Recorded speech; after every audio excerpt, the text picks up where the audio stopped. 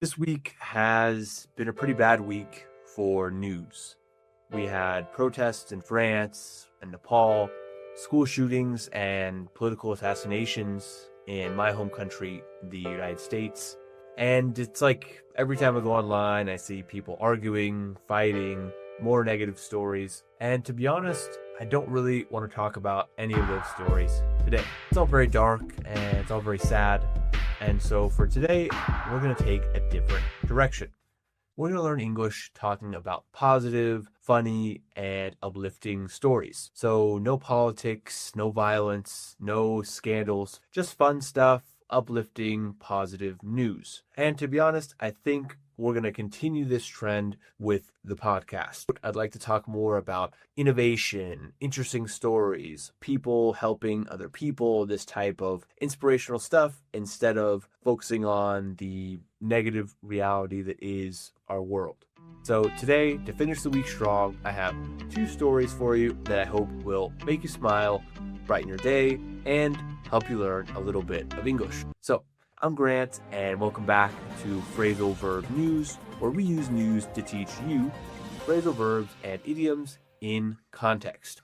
I'll explain the story, the vocab, y también daré unas explicaciones y ejemplos en español para que todos puedan entender. Entonces, let's get started. They say it's not about the destination, it's about the journey. But let's be honest, it is a little bit about the destination. And in this case, the destination involves free ice cream.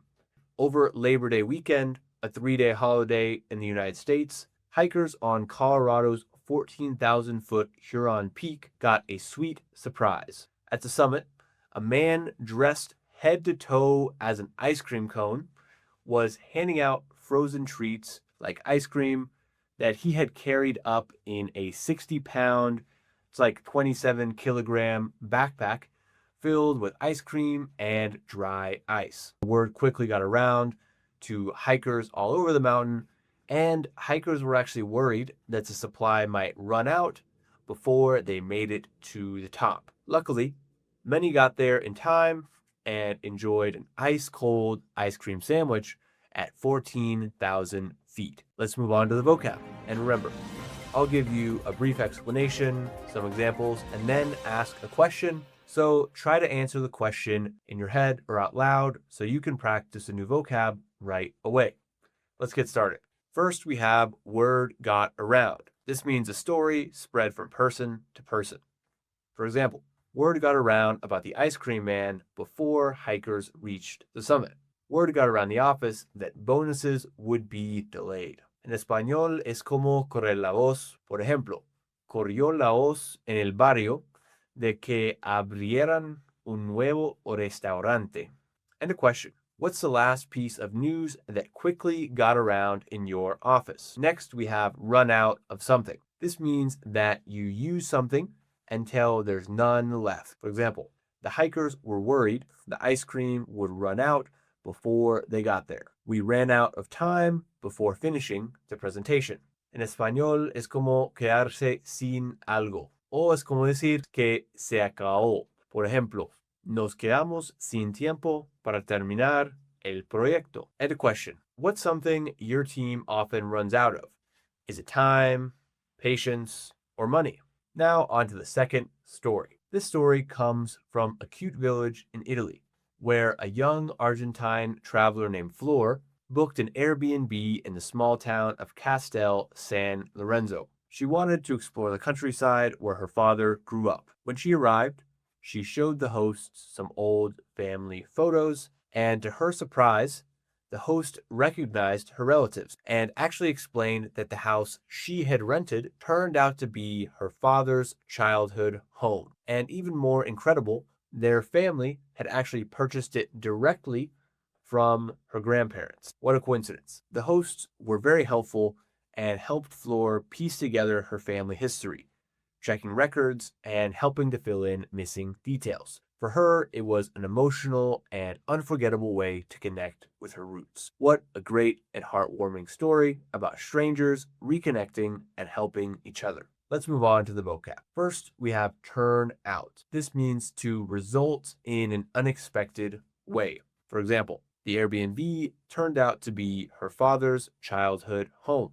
The product launch turned out to be a massive success. En español es como resultar o terminar siendo. Por ejemplo, el viaje resultó mejor de lo que pensábamos. And a question. Can you think of a time something turned out better than expected? And lastly, we have piece together. This means to rebuild or understand something using small pieces of information. For example, the hosts helped Flor piece together her family history. The team pieced together the missing data to finish the report. En español es como reconstruir o armar poco a poco. Por ejemplo, logramos reconstruir la historia familiar poco a poco. And a question. What's something you've had to piece together at work? Maybe a project, a report, or missing information. So today we looked at two uplifting stories. One on a Colorado mountaintop, word got around about free ice cream before it could run out. And in a small Italian village, an Airbnb booking turned out to be a family home that helped a young woman piece together her history. I hope today's episode was a reminder that sometimes the world isn't all conflict and bad news. Sometimes it's ice cream on a mountain or a crazy coincidence that leads you to discover your family's past. Gracias por escuchar. I'm Grant with Phrasal Verb News. So come back next week for more stories, more idioms, more English, and more positivity. Thank you.